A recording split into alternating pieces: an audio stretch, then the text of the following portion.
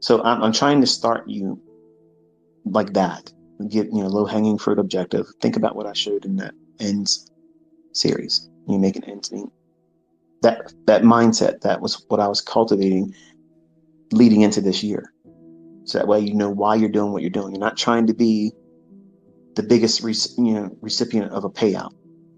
That's not what any of you should be aspiring to do right now. Largely because the markets are very difficult. Right now, these markets, I have never, okay? Listen, your teacher, your mentor, Mr. Everything, Mr. Wonderful, this is the hardest the markets have ever been in 30 years of my engagement with them. I've never had markets this choppy, this reluctant to move. It's spending a whole lot of time doing time distortion. You call it chop and consolidation, but it's entering longer phases of just meandering around. And you have to be very careful in these conditions, because even though there's a potential for the market to move, they can be delayed and the move take effect and do it in shorter time. But if you weren't on right then and there, you missed the entire thing. So it requires you to be, number one, patient. You need to be nimble, being able to get in and get out.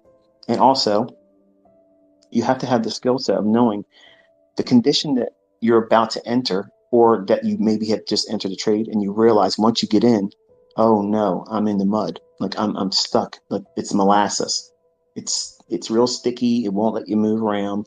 And as soon as you identify that, as a new student, the best thing you can do is just collapse the trade and just view it as you protected yourself. It's like playing cards or poker.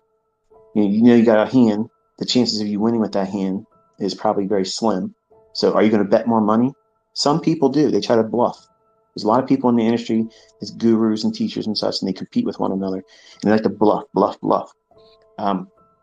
You don't want to bluff, or try to dare the market, to arm wrestle you. And by you putting more money into the marketplace, or opening your stop loss, or removing your stop loss, that would be foolish. Your lack of experience in knowing how that is advantageous right now, because you think that it's most likely a better approach for you to be busy doing something, trading. I got money to make. I got shit to do. Let me get in there and trade. Yeah, you can't run fast, efficiently, and use very little energy if you're running in 2 feet deep of mud. It's a slow, arduous task just to get your foot up out of the mud, and then your footing is going to be off because you may even lose your balance once you get the foot out of the mud. That's what it feels like, even for me, if I'm in those kind of conditions trading. And I showed you this, the other day when I took 2 small position sizes, but I got stopped out on both. That's the way it would be for me too. So when I communicate to you as my students and say, look, I'm sitting on my hands, okay? Or I may not say that.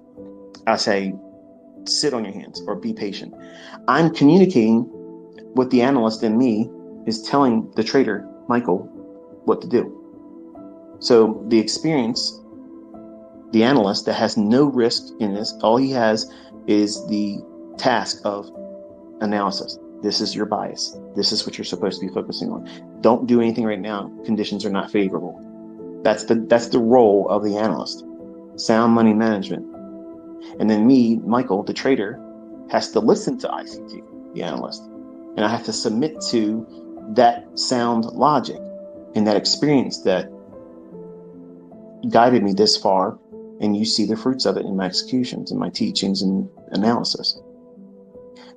But Ratchet ICT, the one that usually manifests himself here on Twitter Spaces, the foul mouth one, okay, my alter ego, That guy wants to impress everybody. Like he wants to get out there and, do WWE style mentorship. And some of you like that.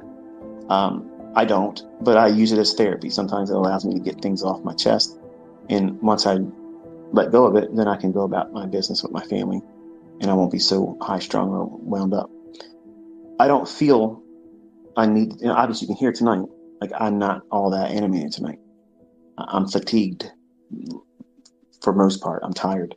I've been going for like 3 days pretty solid and I'm tired.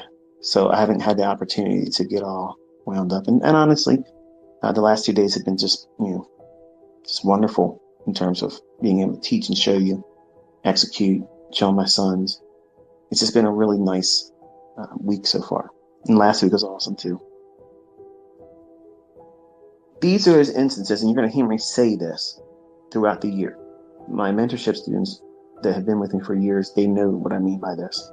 But when I get in situations like this where I don't want to say, here's plan A, here's plan B, and then whatever happens, I can come back and say, see, I was smart. That's what Twitter people do.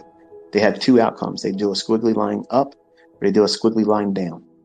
And when one of them pans out, their followers cheer them on, worship them, lift them up on a pedestal and say, you're the GOAT. And that drives me nuts because that was nothing. Anybody can do that. So while at the moment right now, I have that scenario, and if I was a retail guru, I would give you the squiggly line that says it would go up to this level or it would go down to that level and then wait and see what happens. And then there it is. And you all would say the stuff that I don't like to see. But what I do with my students is I'll say, these are the problem areas I have right now, because I can't, as a analyst, settle in on one side of the marketplace and go with a bias that's bullish or bearish. And because I can't do that, I can't frame a narrative. And because of that, I can't predict a low resistance liquidity run that's high probability. So where am I in terms of my analysis? I'm in a position of paralysis. I can't make a call. So if I can't make a call, I have to sit on my hands and do nothing and have no regrets about it. Zero. And new students lose their minds. When I first started teaching mentorship, the first time I did that, they were sending me emails like, what the hell you mean you don't know what you're talking about right now? There's always a setup. Yeah, there's always movement in price.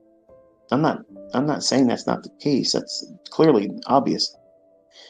But there needs to be a way of framing risk, managing the risk, and does the risk invite a larger magnitude of potential profit that's going to be delivered to you within the capacity of a low resistance liquidity run? Meaning it's going to move real easy, real fast, like what I was explaining in the PM session where we would see a sharp cascading effect in the sell side. That move, that's a low resistance liquidity run signature. When it starts, it's like, boom, it just goes there. It's like a waterfall, just, or a rocket shooting up when it goes up. It's very little resistance. That's why I dubbed it a low resistance liquidity run. It's not out in books, this is my theory, my logic, and this is how the algorithm has been coded. So when we see price engines deliver like this, it's following that logic.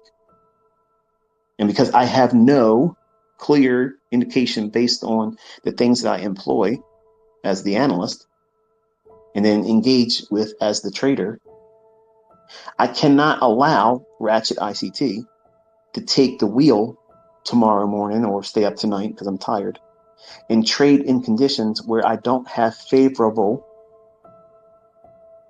framework to engage in. It can get choppy. It can go against me. I'm more apt to be wrong. So I have to do what? I have to remove myself from the opportunity of getting in a trade. You ask me all the time, how do you control not doing this? And how do you keep from over trading in conditions? And how do you identify times when you don't want to trade? I just did it here. And throughout this year, when I get to those conditions and those points in analysis,